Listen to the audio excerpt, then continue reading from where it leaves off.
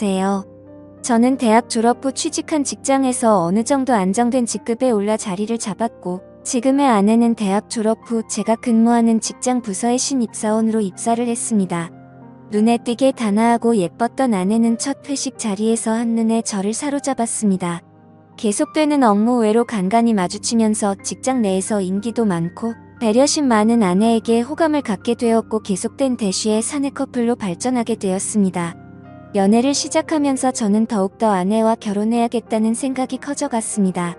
만나면 만날수록 아내의 청순한 외모와 착한 마음씨, 그리고 멋지고 당찬 모습에 반하였고 너무도 사랑했습니다. 그 뒤 지금은 결혼한 지 1년 정도 되었습니다. 제가 장모님을 처음 뵀던 날, 그러니까 아내의 본가에 결혼 허락받으러 인사를 갔습니다. 결혼 전에 장모님 장인어른을 뵈러 갔을 때만 해도 장모님에 대한 이런 감정은 전혀 없었습니다. 그 전까지 여러 번 아내로부터 장모님에 대해 이야기를 들어왔고 실제로도 그런 분이셨습니다. 나이에 비해 훨씬 동안인 얼굴에 20대에 가까운 완벽한 몸매, 그리고 눈가엔 항상 눈웃음이 끊이질 않았습니다. 젊으셨을 때 남자들에게 인기를 많이 받으셔서 능력 좋으신 장인어른께서 열정적으로 결혼을 추진하셔서 20대 초반에 결혼을 하시고 제 아내를 낳으셨답니다. 장모님께 한눈에 반한 장인어른이 장모님이 아니면 안 되겠다고 바로 장인어른의 본가에 인사를 시켰고, 장인어른은 더군다나 장모님 지인분들과도 충분히 깊은 관계에 있어서 만날 때마다 대놓고 결혼할 사이라고 양가에 이미 허락을 받았다면서 소문을 다 내셨다네요. 그만큼 장모님을 놓치기 싫으셨단 거죠. 그리고 장모님 댁에선 어디 하나 부족한 거 없고 너무도 적극적인 장인어른을 흡족해 하셨답니다.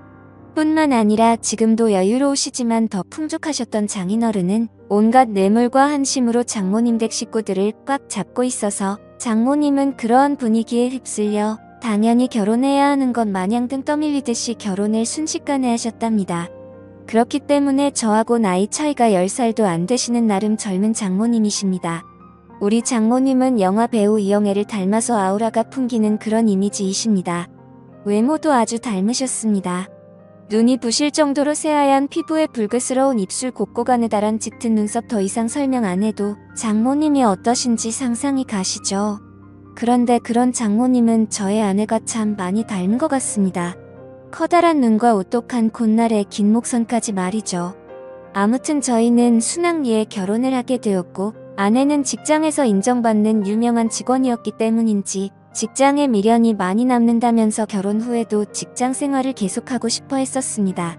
저는 아직 아이 계획이 없으니 원하면 그리하라고 응원을 해주었네요. 저희 계획을 알고 계시는 예기장인 장모님께서 식사나 같이 하자고 부르시다니 평소에 딸을 너무나 이뻐하셨던 장모님께서는 사위인 내가 부담스럽지만 않다면 당분간만이라도 아내와 같이 지내는 게 어떻겠냐고 제안을 하셨습니다.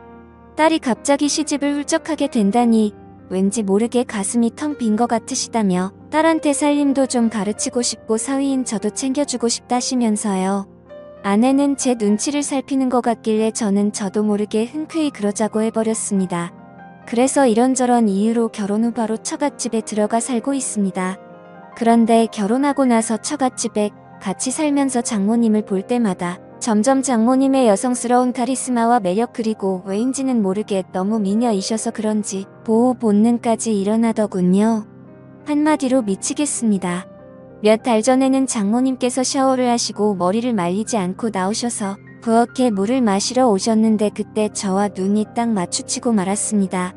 전 정말 말로 표현할 수 없는 감정을 느꼈습니다. 온몸이 찌릿하다고 해야 할까요? 저도 모르게 그 순간 장모님이 여자로 느껴졌습니다. 이러면 안 되는 거 알면서도 그때 그 모습이 자꾸 떠오르더라고요.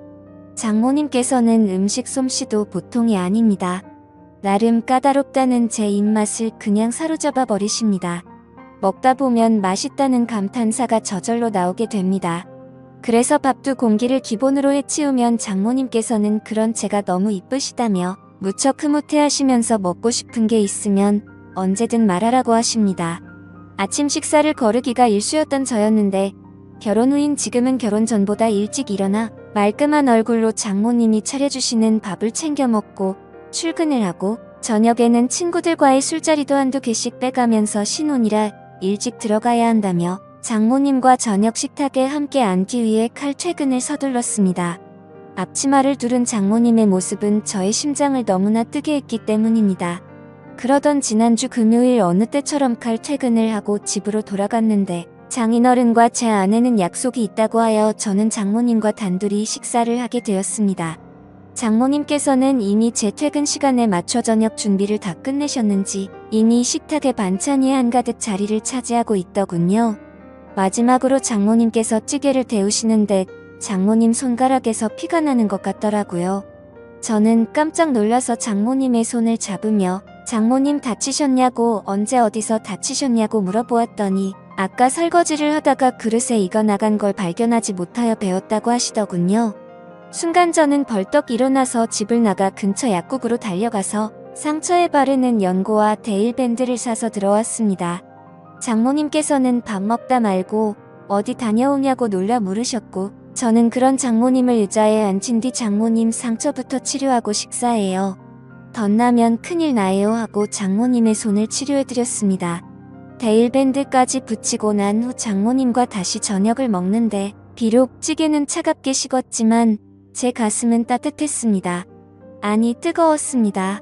다시 한번 그 손을 잡을 수 있다면 하는 생각이 들던 그때부터일까요? 저는 장인어른과 장모님이 함께 대화를 나누시는 모습을 보면 장인어른이 너무 부러웠습니다. 식사 후 산보를 즐기시는 장모님께서 식사 후 같이 산보를 권하셔서 같이 나간 적이 많습니다. 그러면 장모님은 장인어른과 팔짱을 자주 끼시고 손도 꼭 잡으십니다.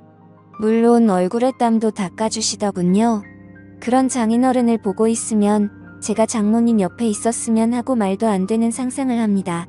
길 가다가 맛있는 게 보이면 아내보다 장모님이 먼저 생각납니다. 그래서 들어오는 길에 장모님이 좋아하시는 과일도 사들고 들어오게 되고 그럼 또 장모님께서는 솜씨 좋게 과일을 까가주시며 우리 사위가 최고라고 칭찬을 해주십니다. 장모님은 요리하는 걸 참 좋아하시는데요. 주말엔 요리를 배워보겠다고 제가 나섰습니다. 장모님께서는 나한테 배울 게 뭐 있느냐면서도 간단하게 편하게 먹을 수 있는 요리며 술 안주 등을 몇 가지 가르쳐 주셨습니다. 옆에서 요리도 하고 설거지도 같이 하면서 신혼부부 같다는 느낌이 드는데 그저 그 순간이 잘못됐다는 생각보다도 그저 행복했습니다.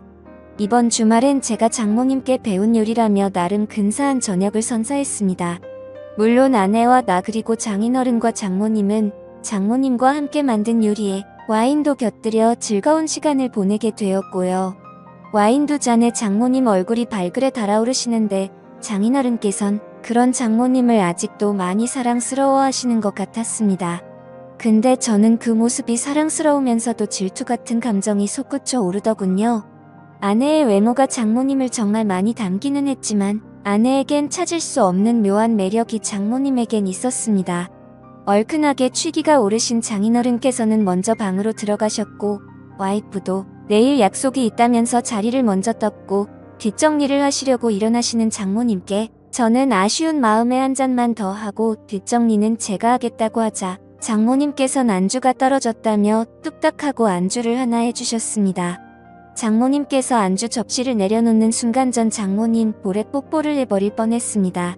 순간 정신이 번쩍 들더라고요. 물론 장모님은 눈치를 못 채신 듯 했습니다. 그건 정말 지금도 다행이다 싶습니다. 그 뒤로도 장모님은 제 눈에 수시로 아른거립니다. 출장을 가서도 아내의 것보다 장모님의 선물이 눈에 들어오고요. 그래서 장모님 것만 사드릴 수가 없어서 아내 것도 같이 사서 드린 적도 여러 번입니다. 그러면 장모님께서는 수줍은 소녀마냥 내 것도 챙겨주냐며 행복해하십니다. 장모님께서 취하시는 동작 하나하나마다 얼마나 좋은지 저는 그냥 그런 장모님을 보고만 있으면 절로 미소가 지어집니다. 아내 없이 저 혼자 있을 때 그런 동작들을 떠올리며 혼자 피식 웃기도 합니다.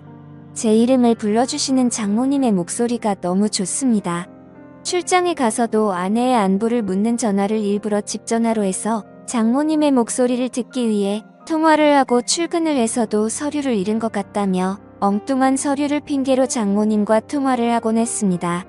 그럴 때면 장모님은 맑고 차분한 목소리로 걱정도 해주시고 격려도 해주셨습니다. 그 목소리에 감동이라고 해야 하나? 제겐 더없이 활력소가 되더군요. 그렇다고 제 아내를 사랑하지 않는 건 아닙니다. 하지만 지금 제 눈동자 마음 머릿속은 아내보다 장모님이 더 많이 차지하고 계신 건 사실입니다. 욕먹을 것 같지만 더 솔직히 말하면 장모님과 제가 이런 관계로 얽히지 않았다면 좋았을 텐데라는 생각이 듭니다. 장모님의 남자가 되고 싶은 마음이 없지는 않습니다. 그런데 불가능한 건 압니다. 잘합니다. 독한 마음에 몇 개월 뒤에 분가를 할까 생각도 합니다만 그렇다고 지금의 제 마음이 사라질까요? 평생 보고 살아야 하는 장모 사위 관계인데 언젠간 제가 장모님을 봐도 아무렇지도 않을 날이 올까요? 정말 미치겠습니다. 좋은 의견 댓글로 부탁드려요.